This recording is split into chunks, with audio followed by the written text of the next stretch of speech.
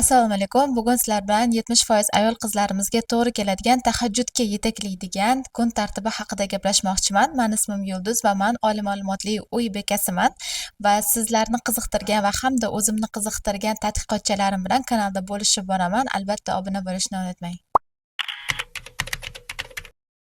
Videoga tayyorlanish jarayonida beradigan maslahatlarim joyiga yetib borishligi uchun men bu narsani o'zimni tanamda his qilib ko'rishligim kerak edi. Ya'ni menda uy bekasi, ona, ya'ni yosh bolalari bor ona, kelin sifatida men bu qiyinchiliklarni qanday yengib o'ta olaman yoki yengib o'ta olmayman va menda qanaqa qiyinchiliklar bo'ladi? Nima menga yordam berdi? Mana shu masalalar bilan ham sizlar bilan bo'lishishim kerak edi va men bu narsani o'zimda tajriba qilib ko'rdim va bugun sizlar bilan mana shu fikrlarimni, mana shu maslahatlarimni berishga tayyorman. Birinchi navbatda ayol qizlarimizni ikki turga bo'lib olamiz. Ya'ni ikki toifaga. Birinchisi yosh qizlar hamda bu toifaga yana ayollarimiz, bolalari biroz katta bo'lib qolgan, o'zini eplay oladigan hamda uy ro'zg'orlaridan biroz bo'shagan ayollarimiz toifasi bo'ladigan bo'lsa, ikkinchi toifa ayollarimiz, ya'ni qizlarimiz esa kelinlik davrini boshdan kechirayotgan hamda qaynona qaynotali yosh bolali ayol qizlarimizni ikkinchi toifaga kiritamiz, chunki mana shu ikki toifani kundalik tartibi bir-biridan juda ham keskin farq qiladi va buni sababini oxirrog'ida tushuntirib beraman nimaga ekanligini. Ulug'larimiz aytishadiki, tahajjudga turmoqchi bo'lsang, kunlik hayotingni to'g'irla. Kunduzgi hayotni to'g'irlash deganda men o'zimga savol berdim, nima qilsam men kunduzimni to'g'irlayman? Meni aqlimga kelgan narsa bu birinchi navbatda ijtimoiy tarmoqlar. Ijtimoiy tarmoqlar hozirgi kunda hamma oilaga kirib kelgan va ayol qizlarimizni, nafaqat ayollar, barcha insoniyatda o'sha bir muammoga ham aylanayotgan narsalardan biri, ya'ni insonni vaqtini o'g'irlayotgan bugungi zamonni bir global muammolardan biri desak ham adashmayman. Demak, men nima qilishim kerak edi? Men ijtimoiy tarmoqlardan detoks qilishligim kerak edi. Masalan, ma'lum muddat kiradigan bo'lsam, mana shu muddatni 2x ga kamaytirdim va bu narsa meni hayot samaradorligimda juda ham katta foyda berdi va kundalik yumushlarimda hattoki ijobiy o'zini tomonlarini ko'rsatdi. Demak, agar siz ijtimoiy tarmoqlardan detoks qilib ko'rmagan bo'lsangiz, albatta bu narsani qilib ko'ring. Agarki sizni ishingiz ijtimoiy tarmoqlar bilan bog'liq bo'lmasa, siz faqatgina ijtimoiy tarmoqlarda kontent iste'molchi bo'ladigan bo'lsangiz, bu narsani keskin kamaytiring, ya'ni chegaralang o'zingizni. Ikkinchisi esa bu ulug'larimizni tavsiyalari, bu o'sha zikrlar, doimiy zikrda. Misol uchun bir kunga o'zingizga bitta vazifani belgilab oling. Bir kunda men mana shuncha istig'for aytaman, mana shuncha salovat aytaman deb o'zingizga belgilab oling. Ya'ni bu bizni ulug'larimizning tavsiyalaridan va namoz vaqtlarini kirishini qalb bilan kutish va vaqtida o'qishlikka harakat qilish. Bizni namozlarimizni vaqtida o'qishlikka harakat qilishimiz bizni kundalik tartibga o'rgatadi. Bu ham tungi ibodatga juda ham katta yordam beradi. Yana bir tavsiya bu uyqu tartibiga amal qilish. Misol uchun bizni hozirgi kundagi muammolardan biri biz juda ham kech uxlashligimiz. 1, 2, kimdirlar 3 da uxlaydi, kimdirlar bomdodga yaqin uxlaydi. Bu juda ham jamiyatda fojialardan biri hisoblanadi, chunki uyquga e'tibor qilmaslik bu keyinchalik sog'liqda ham turli xil muammolarni keltirib chiqarishi bu hozirgi kunda sir emas. Men uyquga qanaqa tartibga amal qilishga harakat qildim. Meni yosh bolalarim bor va men ularni soat 8:30 da olib boraman uxlashga va ular 8:30 da emas, ular 9 da uxlashadi va 1 soat men o'zim uchun vaqt, 9 dan 10 gacha bo'ladigan vaqtda men o'zimni kunlik yumushlarim bo'ladimi, boshqa ishlarim bo'ladimi, mana shu 9 dan 10 gacha bo'lgan vaqtda qilishligim kerak va 10 dan keyin umuman qo'limga telefon olmayman va 10:30 gacha men joyimga yotib uxlagan bo'lishligim kerak. Men mana shu tartibni o'zimda sinab ko'rdim va bu narsa meni kundalik davomida olgan charchoqlarimni chiqishiga va stressni kamayishiga ham juda ham katta foyda berdi. Va qarabsizki, tahajjudga qiynalmasdan tura oldim. Orada biz Qo'qonga ketdik va Qo'qonga biz kechqurun soat 11 da yetib bordik. Meni kunlik uyqum buzildi. Bu birinchisi va biz 11 da yetib bordik, to hamma bilan so'rashib, to xonamizga kirib yotgunimizgacha bo'lgan vaqt 12 dan oshib ketdi. Bolalarning uxlash vaqti, ya'ni o'sha kuni bizni kunlik tartibimiz buzildi va men bu narsani tan olaman. Men tahajjudga tura olmadim, chunki haqiqatda jismoniy quvvatim yetmadi. Va Qo'qonda bo'lgan vaqtimda, ya'ni yosh kelinman, kelinlik mas'uliyati insonni baribir charchatadi. Mana shu mas'uliyat borligi va yosh bolalar, ularga ovqat berish kerak, ularni parvarish qilish kerak, har xil holatlar. Ana shu Qo'qondagi bo'lgan vaqtimda tahajjudga man xohlagan vaqtda turishlikka imkon bermadi. Turgan bo'lsam, bomdoddan ozgina vaqt oldin turgan bo'lishligi mumkin, 5 minut, 10 minut oldin. Ya'ni man o'zim xohlagan, o'zim belgilagan muddatda tura olmadim. Tan olishlik kerakki, ya'ni kelinlik vazifasini o'tayotgan kelinlik, onalik vazifasini o'tayotgan yosh onalarimizga oson emas. Qolgan mana birinchi toifadagi ayollarimiz mana shu tartibda harakat qilsalar, beiznillah Allohning izni bilan tura olishadi va shu joyda esimdan chiqibdi, albatta yotganda albatta niyat qilishlik kerak tahorat bilan.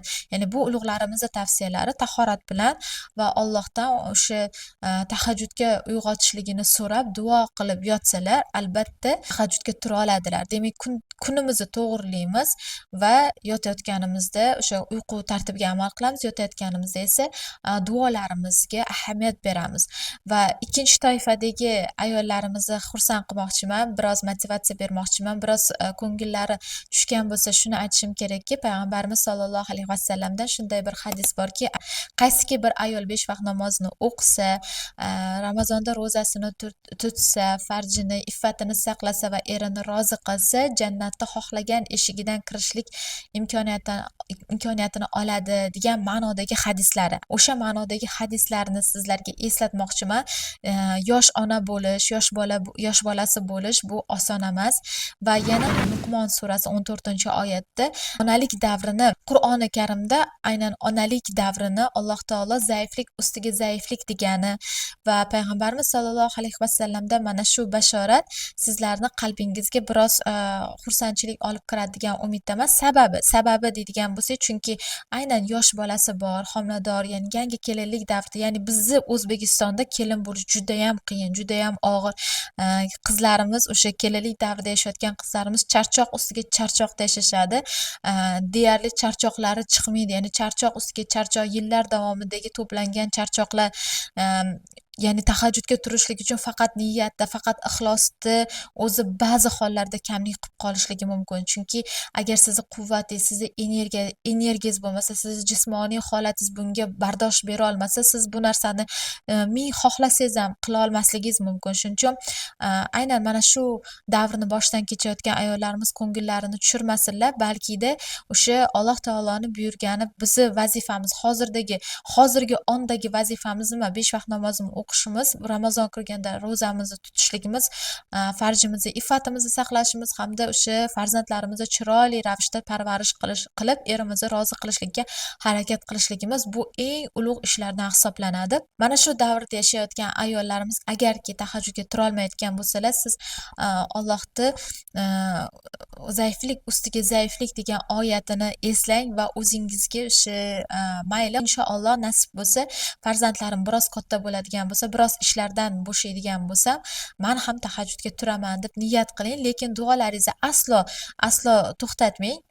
Shu 5 vaqt namozlaringizda ham, kundalik yurgan ishlaringizni qilayotganingizda ham barchasida duolaringizni so'rashda bardavom bo'lavering.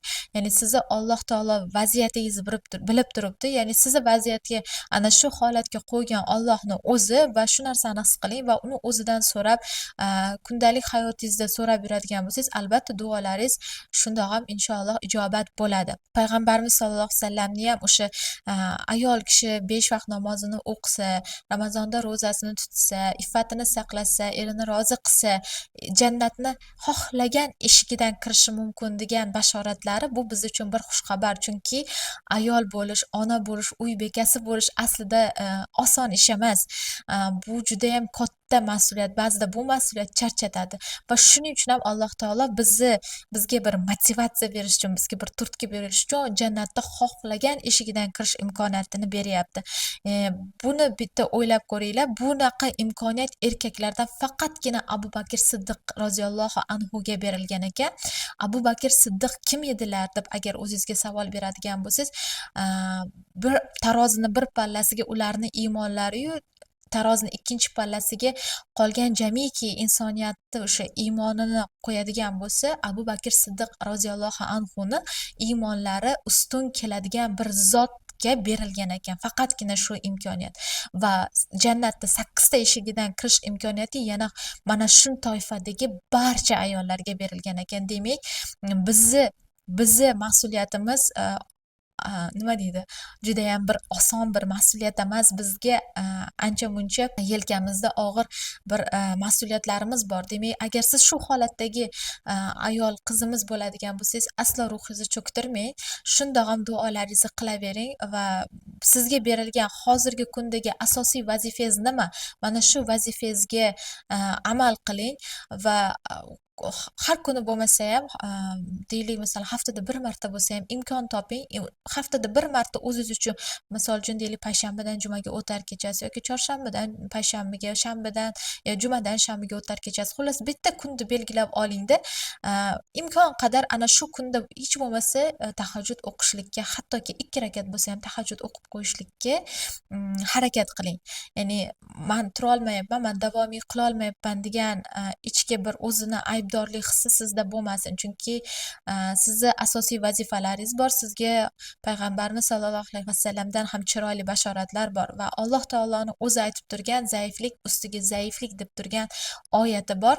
Mana shu oyat sizga biroz bo'lsa ham ruhiyat bersin va bu holatdagi bo'lmagan ayol qizlarimizga esa albatta mana bu boshida aytib o'tgan tavsiyalarim juda katta yordam beradi. Siz ham amalda qilib ko'ring.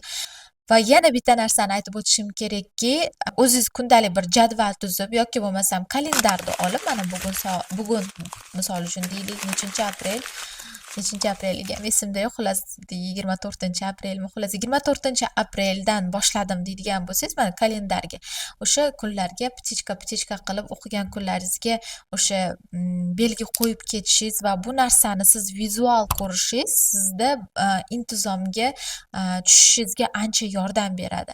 Albatta kalendardan ham foydalaning yoki bo'lmasam jadvaldan foydalaning agar siz turishga qiynalayotgan bo'lsangiz. Lekin avvalgi maslahatlarim albatta sizni, agar siz astoydil o'zingizni harakatingizda, ya'ni astoydil turishga shijoatingiz bo'ladigan bo'lsa, avvalgi maslahatlarim sizga yordam beradi, qo'l keladi. Albatta fikrlaringizni izohlarda yozib qoldiring. Menimcha har bitta izoh juda ham qadrli.